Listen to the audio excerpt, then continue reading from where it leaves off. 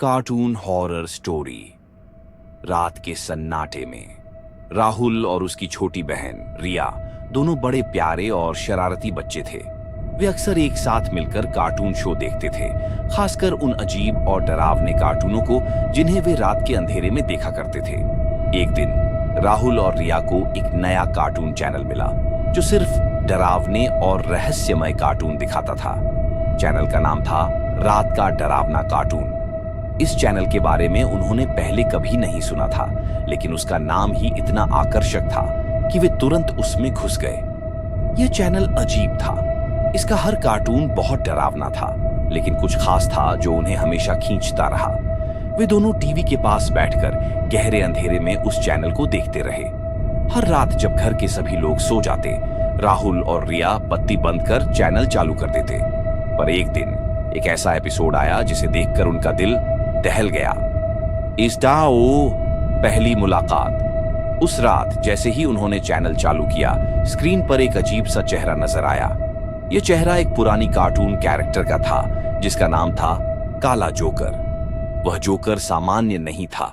उसकी हंसी भयानक थी और उसकी आंखें बिल्कुल खाली थीं, जैसे किसी भूतनी के हो।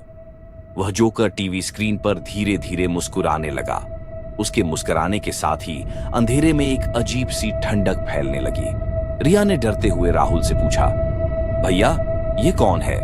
राहुल ने हल्की सी मुस्कान देते हुए कहा, यह बस एक पुराने जमाने का कार्टून है, डरने की कोई बात नहीं है। लेकिन रिया का डर और बढ़ गया था। वह समझ नहीं पा रही थी कि यह कार्टून इतना असामान्य क्यों लग रहा था। फिर अचानक स्क्रीन पर जोकर ने बोला, तुम लोग यहाँ क्या कर रहे हो? यह सुनकर राहुल और रिया दोनों चौंक गए। क्या यह कार्टून सच में बोल सकता था? अजीब घटनाएं।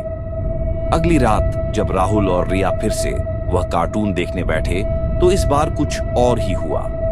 जैसे ही उन्होंने चैनल खोला, उन्होंने देखा कि कार्टून में एक दरवाजा खुल रहा था और उस दरवाजे से एक भूतनी बाहर निकल रही थी। उसकी आंखें लाल थीं और उसका चेहरा बिल्कुल काला हो गया था। वह भूतनी टीवी स्क्रीन से बाहर आकर उनके कमरे की ओर बढ़ने लगी। रिया जोर से चीखी, भैया ये क्या हो रहा है? राहुल, जो पहले इसे सिर्फ एक सामान्य कार्टून समझ रहा था, अब घबराने लगा। वह चैनल बदलने की कोशिश करने लगा, लेकिन चैनल नहीं बदल रहा था। अचानक भूतनी की आवाज आई, तुम दोनों मुझे छोड़कर कहां जा रहे हो? इतना कहते ही कमरे की लाइट चली गई। राहुल और रिया दोनों बुरी तरह डर गए। कमरे में घना अंधेरा फैल चुका था। दोनों ने एक दूसरे का हाथ पकड़ा और भागने की कोशिश की, लेकिन जैसे ही वे दरवाजे की ओर बढ़े, दरवाजा खुद ब खुद बंद हो गया। अब उनका मन और भी डर से भर गया। भूतिया आवाजें। अचानक एक और आवाज आई। यह आवाज बिल्कुल काला जोकर की थी।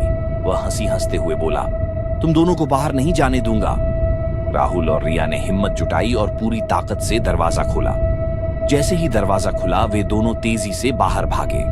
वे भागते भागते घर के बगीचे तक पहुंचे, लेकिन तब उन्हें एक और अजीब दृश्य दिखाई दिया। टीवी की स्क्रीन पर काला जोकर और भूतनी खड़े थे और दोनों उनकी ओर देख रहे थे। राहुल ने कहा, यह कुछ गलत हो रहा है, हमें अब इस चैनल को बंद करना होगा। वह तुरंत टीवी के पास दौड़ा और चैनल बंद करने की कोशिश की, लेकिन टीवी स्क्रीन पर वह जोकर बोला, अब तुम मुझे कैसे बंद करोगे? मैं तुम्हारे साथ हमेशा रहूंगा। अलबोला। अंतिम मुकाबला। अगली सुबह राहुल और रिया ने तय किया कि अब उन्हें इस रहस्यमय चैनल को हमेशा के लिए बंद करना होगा। उन्होंने सभी चैनल्स को स्कैन किया, लेकिन वह चैनल कहीं नहीं मिला। वह चैनल जैसे हवा में गायब हो गया था। हालांकि उन्होंने एक कागज पर उस चैनल का नाम लिखा था जो अजीब तरीके से उनके हाथ में आ गया था। उन्होंने सोचा कि वह चैनल कभी ना देखेंगे, लेकिन अगले ही दिन जब वे स्कूल से वापस लौटे तो देखा कि उनके कमरे में कुछ और ही था। टीवी स्क्रीन पर काला जोकर और भूतनी फिर से मुस्कुराते हुए खड़े थे। राहुल और रिया ने बिना कोई समय गवाए टीवी की तार निकाल दी और उसे बाहर फेंक दिया। तब से उन्होंने कभी उस डरावने चैनल को नहीं देखा। लेकिन एक अजीब बात थी, कभी कभी जब रात के अंधेरे में वे चुपके से सोते थे, वे महसूस करते थे कि कोई उन्हें घूर रहा है। वे पलटते थे और देखते थे कि स्क्रीन पर वही काला जोकर और भूतनी मुस्कुरा रहे होते थे। निष्कर्ष, यह कहानी एक चेतावनी है कि कभी भी ऐसी चीजों के साथ न खेलें जो आपको डर पैदा करें। कभी कभी डर सिर्फ एक शरारत नहीं होता, बल्कि वह किसी और दुनिया से आने वाली चेतावनी हो सकती है। रात का डरावना कार्टून एक याद दिलाने वाला है कि हमें अपनी जिज्ञासा और साहस से ज्यादा अपने डर को समझना चाहिए।